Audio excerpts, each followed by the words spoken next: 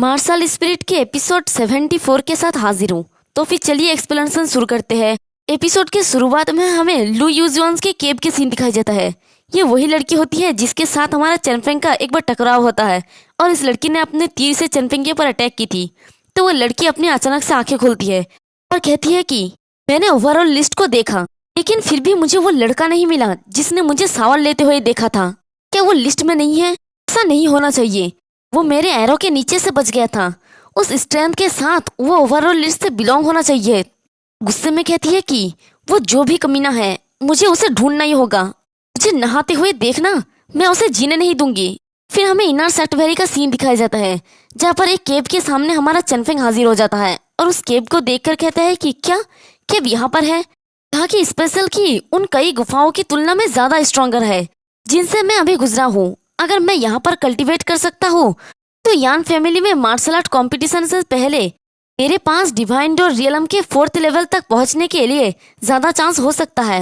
वो केव के बाहर से ही चिल्ला के कहता है कि मैं इस केव को ले रहा हूँ और इसी के साथ वो अपने मन में कहता है कि हालांकि मैं इस गुफा के ओनर को नहीं जानता, लेकिन मुझे विश्वास है कि ओनर भी डिवाइन डोर रियलम के 7th लेवल पर होगा। चिंता मत करो चनफेंग, तुम दोनों एक दूसरे को बहुत ही अच्छी तरह से जानते हो। वे गुस्से में केव के अंदर से लू याओजी चिल्ला के कहती है कि तुम जो कोई भी हो, लू योजन की केव में घुसपैठी करने की तुम्हारी हिम्मत भी कैसे हुआ? चनफेंग के पैर के सामने एक एरो आके गिरती है। लू योजन कहती है कि ये एरो एक चेतावनी है। अगर तुम एक और भी कदम आगे बढ़ाने की हिम्मत करते हो तो मैं तुम्हें मारने के लिए एक और तीर का यूज करूंगी। उसकी आवाज सुन के चनफेंग अपने मन में कहता है कि लू यूजन, उसकी वॉइस काफी ज्यादा फैमिलियर लग रही है। मुझे लगता है कि मैंने इसे पहले भी सुना है। वैसे भी भूल जाओ इसे, मुझे इस केव को चाहिए। और वो भी चिल्ला के कहता है कि मिस, आप मुझे गलत समझ रही है।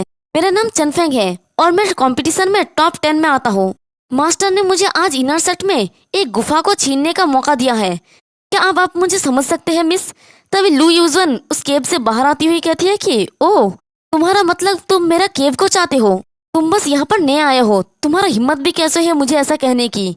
और तभी वो चनफेंग को देख के चिल्ला के कहती है कि ये तुम हो? तुम बेशरम, मैं तुम्हें ढूंढने की इरादा कर रही थी और तुम खुद ही मेरे सामने आ गए। तो चनफेंग भी उसे देखकर हैरानी से कहता है कि ये तुम हो? सच में बहुत ही कोइंसिडेंस है मिस, मैं एक डिसेंट मैन हूँ। मैंने आपको पहले भी समझाया था। मैं गलती से आपकी फॉर्मेशन में घुस गया था और आपको नहाते हुए देख लिया। तो लू यूजवान कहती है कि मुझे परवाह नहीं है कि ये एक्सीडेंट है या नहीं। तुमने मुझे नहाते हुए देखा है, इसलिए तुम्हें अपने आंखें देखकर इसे पे करना होगा। तो ये सुन के चनफेंग कहता है कि मिस, आप बहुत ही ज्यादा अनरीजनेबल है। क्या आपको लगता है कि मैं आपकी बॉडी को देखना चाहता था? ये सुन के तो लू यूजवान की माथा ही सनक जाती है और वो अपने तीर को लोड करके कहती है कि क्या तुम इसे नहीं देखना चाहते थे? तुम बहुत ही बेवकूफ हो। तुमने ये सब हल्के में लेने की हिम्मत कैसे की? आज मैं तुम्हें मार ही डालूंगी। उसे समझाते समझाते तो चनफेंग थक ही जाता है और कहता है कि मिस, आपने कई बार मेरी एक्सप्लेनेशन नहीं सुनी। फिर तो मैं यहाँ पर बैठे रहकर कुछ न करके रह नहीं सकता। अगर मैं आपकी केव को टेक ओवर कर लूँ तो मुझे इसके लिए दोष मत देना। लू यूजन अपने फायर एरो को उसके ऊपर शूट करके कहती है कि तुमने ना सिर्फ मेरा फायदा उठाया बल्कि तुम मेरी गुफा पर भी कब्जा करने चाहते हो। तभी चनफेंग अपने स्वord को समन करता है, अपने स्वord से उस तीर को 2 हिस्से में बांट देता है। ये देख के तो लू यूजन और भी ज्यादा गुस्सा हो जाती है और चिल्ला के कहती है कि तुम बेशरम कमीने, तुम्हारा हिम्मत भी कैसे है फाइट बैक करने की? आज मैं तुम्हें एक अच्छा सबक सिखाऊंगी। बाहर आओ एरो स्पिरिट। इसी के साथ वो अपने एरो स्पिरिट को बाहर निकाल लेती है। तो चनफेंग हंसते हुए कहता है कि क्या ये एरो स्पिरिट तो पिछले वर्ष से कई ज्यादा पावरफुल लग रहा है। अगर मैं सही हूँ तो तुम डिवाइन डोर रियलम के 5th लेवल पर पहुंच गए हो। लू यूजन अपने एरो को लोड कर लेती है और कहती है कि तुम बहुत ही चालाक हो। अब तुम्हें हम दोनों की स्ट्रेंथ के बीच के गैप को समझ आ रहा है। नेक्स्ट एरो सबसे स्ट्रॉन्गेस्ट है। तुम बहुत ही ज्यादा लकी हो कि तुम इससे मर रहे हो। तो ये सुन के चनफेंग कहता है कि हाँ, सबसे स्ट्रॉन्गर? वेल, मैं देखना चाहता हूँ कि तुम्हारे तीर कितना स्ट्रॉन्गर हो सकता है। लू यूजन कहती है कि जबकि तुम मरना चाहते हो तो मैं तुम्हारी जरूरतों को सेटिस्फाई करूंगा। इसी के साथ वो अपने बर्निंग स्पिरिचुअल एरो को शूट कर देती है। तो वो एरो जैसे ही चनफेंग के करीब पहुंचता है, चनफेंग भी चिल्ला के कहता है कि तुम मुझे मारने के लिए क्वालिफाइड नहीं हो, और वो अपनी स्वord को घुमा के उसकी उस एरो को भी तोड़ देता है। ये देख के लू यूजन चिल्ला के कहती है कि ये कैसे पॉसिबल हो सकता है? वो मेरे सबसे स्ट्रॉन्गेस्ट एरो को तोड़ दिया। वैसे मैं इस लड़की को लू कहूंगी, आप लोग समझ जाना।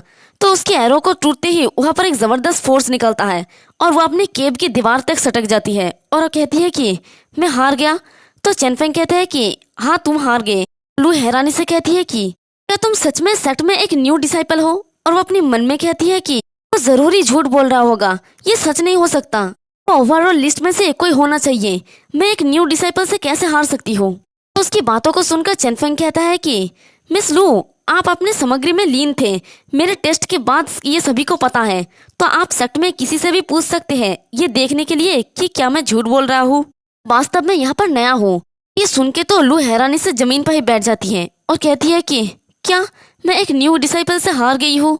मैं हमेशा ही अपने टैलेंट पर प्राइड महसूस करती थी, लेकिन अब मैं एक बेवकूफ लग रही हूँ। चेनफेंग कहता है कि मिस लू, ये आपकी गलती नहीं है, मैं बस आपसे ज्यादा पावरफुल हूँ। अब आपने अपना केव को खो दिया है। फिर लू कहती है कि ये तुम्हारा हुआ और अगर तुम मुझे मारना चाहती हो तो बस मार दो। तो ये सुन के चेनफेंग कहता है कि मैं ऐसा क्यों करूँ? और वो अपने मन में कहता है कि वो मरने के प्रति कुछ ज्यादा ही ऑब्सेस्ड क्यों है। तो चेनफेंग का जवाब सुन के लू हैरानी से कहती है कि मैं तुम्हें मारना चाहती थी, लेकिन तुम मुझे मारना नहीं चाहते, तुम ऐसा क्यों कर रहे हो? तो चेनफेंग कहता है कि रिलैक्स, ऐसा कुछ भी नहीं है, बस आपकी केव लेना चाहता था और मैंने ये कर लिया, ये बराबर हो गया। तो लू कहती है कि जी इसके बारे में परवाह नहीं है तुम कमीने परवट। अगर तुम चाहते हो कि मैं तुम्हें थैंक यू कहूँ तो ये सपने में देखो, जब मैं रिकवर हो जाऊंगा मैं अपना चीज वापस ले लूंगा। तो चेनफेंग उसके मुंह के करीब आके कहता है कि वेट करते हैं और देखते हैं। लेकिन मिस लू, जबकि आप मुझे परवट कह रही है तो मुझे इसे प्रूव करना चाहिए, है ना? ये सुन के तुरंत लू खुद को कवर करती हुई कहती है कि नहीं, और वो फिर से उसे परवट कहने वाली थी, लेकिन कहते कहते रुक जाती है और कहती है कि मुझे पता है कि तुम कुछ साजिश कर रही हो। चेनफेंग हंसते हुए वहां से जाते हुए कहता है कि मुझे उम्मीद नहीं था कि आप एक डरी हुई लड़की की तरह एक्ट करोगे। मिस लू, बस जाइए, इससे पहले कि मैं अपना माइंड चेंज कर लूं। तो लू गुस्से में अपने मन में कहती है कि चेनफेंग बस वेट करो और देखते रहो। और चेनफेंग उस गुफा के सामने पहुंच जाता है और उसके अंदर जाते हुए कहता है कि उफ, फाइनली मैंने एक केव पा ही लिया। मैं यूएर को बाद में यहाँ पर मूव ऑन करने के लिए इनवाइट कर सकता हूँ। तभी इंक बाहर आ जाती है और कहती है कि चेनफेंग तुम एक डिसेंट मैन की तरह दिखते हो, लेकिन वास्तव में तुम एक फरबट हो। क्या यूएर को ये पता है? ये सुन के तो चेनफेंग की पसीना आने लगता है और वो कहता है कि सटाप, मैंने तुम्हें समझाया है और अगर तुम उसे बताओ तो भी वो मुझे गलत नहीं समझेगी। तो इंग हंसती हुई कहती है कि गलत, तुम लड़कियों के बारे में अच्छे से नहीं जानते, गर्ल्स सच में पिटी होते हैं।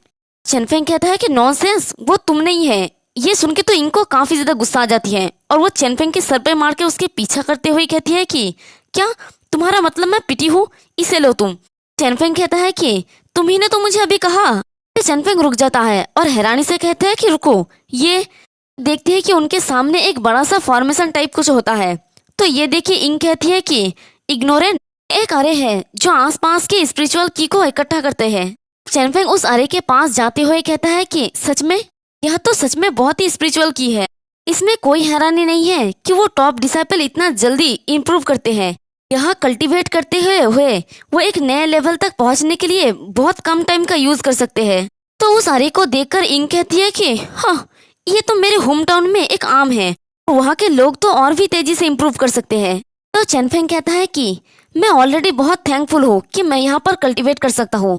इंग, यहाँ पर आके मेरे साथ कल्टीवेट करो, ये तुम्हारे स्पिरिट के लिए काफी अच्छा है। और इसी के साथ हमारा ये वाला एपिसोड भी खत्म होता है। एक्सप्लेनेशन पसंद आई तो कमेंट करके जरूर बताना, वीडियो को लाइक और चैनल को सब्सक्राइब कर देना। शुक्रिया।